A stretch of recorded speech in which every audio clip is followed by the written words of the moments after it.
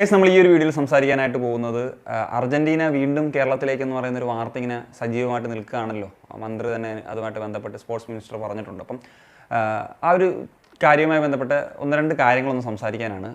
Already 6-7 മാസം മുന്നേ നമ്മളൊരു വീഡിയോ ചെയ്തിട്ടുണ്ടായിരുന്നു. അതായത് അർജന്റീന ഇന്ത്യയിലേക്ക് വരുന്നതെന്ന് AFF അത് നിരസിച്ചു, അങ്ങനെയൊക്കെയുള്ള തരത്തിലുള്ള കാര്യങ്ങളാണ്. എനിക്കൊന്ന് 2-3 വീഡിയോസ് അതുമായി ബന്ധപ്പെട്ട് ചെയ്തിട്ടുണ്ടായിരുന്നു. അതിൻ്റെ നിരസിച്ചതിൻ്റെ റീസൺസ് എന്താണ്, അതായത് ബഡ്ജറ്റ് സംബന്ധിച്ചിട്ടുള്ള കാര്യങ്ങൾ, AFFന് മൊത്തത്തിൽ ഒരു വർഷം കിട്ടുന്ന ബഡ്ജറ്റിനേക്കാൾ കൂടുതലാണ് അർജന്റീന ഇവിടെ കൊണ്ടുവരാൻ വേണ്ടത്. മാത്രമല്ല ഇന്ത്യയുമായിട്ടുള്ള ഒരു മത്സരം കളിക്കുന്നത്, അതുകൊണ്ട് ഇന്ത്യൻ ഫുട്ബോളിന് പ്രത്യേകിച്ച് ഗുണമുണ്ടാകില്ല എന്നുള്ള തരത്തിലേക്കുള്ള രീതിയിലാണ് ആ വീഡിയോ ചെയ്തിരുന്നത്. അതിന് അഭിപ്രായങ്ങൾ അക്സെപ്റ്റ് ചെയ്തവരും വ്യത്യസ്ത അഭിപ്രായങ്ങളുള്ള ആളുകളൊക്കെ ഉണ്ടായിരുന്നു. അതെല്ലാം അംഗീകരിക്കുന്നു. കാരണം എല്ലാവർക്കും അവരുടേതായിട്ടുള്ള ഒപ്പീനിയൻസ് ഉണ്ടാകുമെന്നുള്ളത് റെസ്പെക്റ്റ് ചെയ്യുന്നു എന്നുള്ളതാണ്. പക്ഷേ ഇന്ത്യൻ ഫുട്ബോളിൻ്റെ റിയാലിറ്റി വെച്ചിട്ടാണ് ആ ഒരു കാര്യം അന്ന് സംസാരിച്ചിരുന്നത്. അപ്പം ഈ ഒരു സാഹചര്യത്തിലാണ് ഇപ്പോൾ സ്പോർട്സ് മിനിസ്റ്റർ അർജന്റീന ഈ ഒരു വിഷയം ഒരു മാധ്യമത്തിൽ കൊടുത്തിട്ടുള്ള ഇൻ്റർവ്യൂ സമയത്ത് ഇങ്ങനെ പറഞ്ഞിരുന്നത്. അതായത് അവർ അക്സെപ്റ്റ് ചെയ്തു, അവർ വരാമെന്നുള്ള കാര്യം അറിയിച്ചു എന്നൊക്കെയുള്ള തരത്തിൽ. അപ്പം ആ ഒരു കാര്യം, ആ ഒരു വാർത്ത വന്നതിന് ശേഷം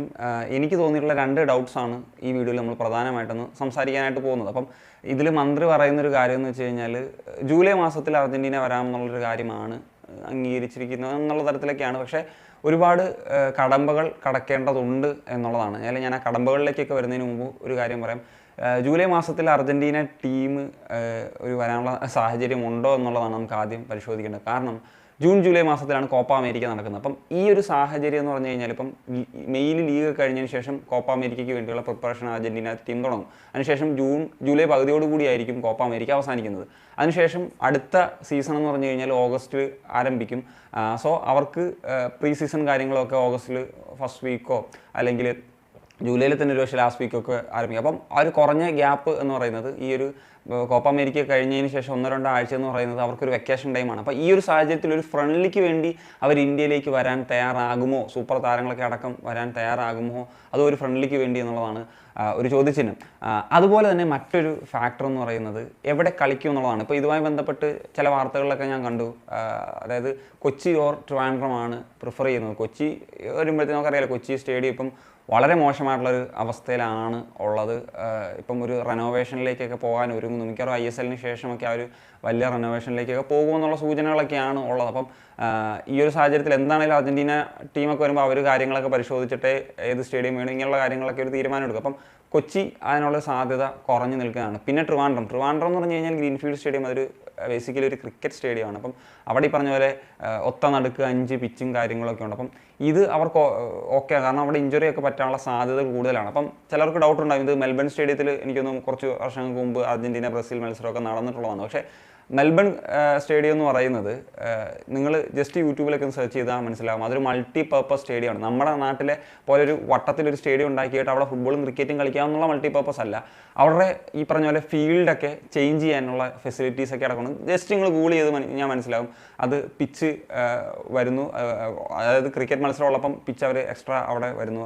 അല്ലാത്ത സമയത്ത് ഇത് ചേഞ്ച് ചെയ്ത് കംപ്ലീറ്റ്ലി ഒരു ഫുട്ബോൾ സ്റ്റേഡിയം ഒക്കെ മാറ്റാനുള്ള കഴിവുണ്ട്. അപ്പം അതുപോലെ തന്നെ ഇപ്പം സാന്റിയാഗോ ബെർണബeu റയൽ മാഡ്രിഡിൻ്റെ ഒരു സ്റ്റേഡിയം എടുത്താലും ഒരു മൾട്ടി പർപ്പസ് രീതിയിലാണ്. നിങ്ങൾ അതിൻ്റെ വീഡിയോസൊക്കെ ഒരുപക്ഷെ കണ്ടിട്ടുണ്ടാകും. നിങ്ങൾക്ക് കണ്ടിട്ടില്ലെങ്കിൽ ജസ്റ്റ് സെർച്ച് ചെയ്ത് കഴിഞ്ഞാൽ മനസ്സിലാവും. അവിടെ ഫുട്ബോളും റഗ്ബിയും അല്ലെങ്കിൽ മറ്റ് ഇവൻസും ഒക്കെ നടത്താനുള്ള ഒരു ഫെസിലിറ്റീസിൻ്റെ ഒരു രീതിയിലാണ് വരുന്നത്. അപ്പം ആ ഒരു തരത്തിലും അതെങ്ങനെ പോസിബിൾ ആകും എന്നുള്ളതാണ്. പിന്നെ ഈ പറഞ്ഞ പോലെ ഫിനാൻഷ്യലായിട്ടുള്ള പ്രോബ്ലങ്ങളാണ്. അതായത് വലിയ രൂപത്തിലുള്ളൊരു തുക അവർക്ക് കൊടുക്കേണ്ടി വരും എന്നുള്ളൊരു സാഹചര്യമാണുള്ളത്. പിന്നെ അത് ചിലപ്പോൾ സ്പോൺസേഴ്സിനെയൊക്കെ കണ്ടെത്തി ശരിയാക്കാമായിരിക്കും. അതൊരു പ്രശ്നമായിട്ട് തന്നെ മന്ത്രി തന്നെ പറയുന്നുണ്ട്. പക്ഷേ ഈ പറഞ്ഞ പോലെ ഈ 2 കാര്യങ്ങൾ ഇത് സോൾവ് ചെയ്യുക എന്നുള്ളതാണ്. ഏതായാലും വേൾഡ് കപ്പ് വിന്നിംഗ് ടീമായ അർജന്റീന കേരളത്തിൽ വന്ന് കളിക്കുക എന്നുള്ളത് ഒരു വലിയ കാര്യം തന്നെയാണ്. നിങ്ങൾക്കറിയാലോ, ഞാൻ മുമ്പ് പറഞ്ഞിട്ടുണ്ട്, ഞാൻ ചെറുപ്പത്തിലൊക്കെ ഒരു കടുത്ത അർജന്റീന ആരാധകനായിരുന്നു. ഇപ്പോൾ ഈ ഒരു വേൾഡ് കപ്പിൽ നോക്കിയാലും ഒരു അർജന്റീന സപ്പോർട്ടറാണ് എന്നുള്ള കാര്യമൊക്കെ ഞാൻ മുമ്പും പറഞ്ഞിട്ടുള്ളതാണ്. അപ്പം ആ ഒരു സാഹചര്യത്തിൽ കേരളത്തിൽ വന്ന് കളിക്കുക എന്നുള്ളത് ഇറ്റ്സ് എ ബിഗ് തിങ്. പക്ഷേ ഇങ്ങനത്തെ ചില കാര്യങ്ങൾ കൂടി അവിടെ നിലനിൽക്കുന്നുണ്ട്. അപ്പം അത് നമ്മൾ മനസ്സിലാക്കണം. അതുകൊണ്ട് തന്നെ ഇപ്പം അവർ ഓക്കെ, ഈ പ്രശ്നങ്ങളൊന്നുമില്ല, ഈ സ്റ്റേഡിയത്തിൽ വന്ന് കളിക്കാമെന്ന് പറയുകയാണ്.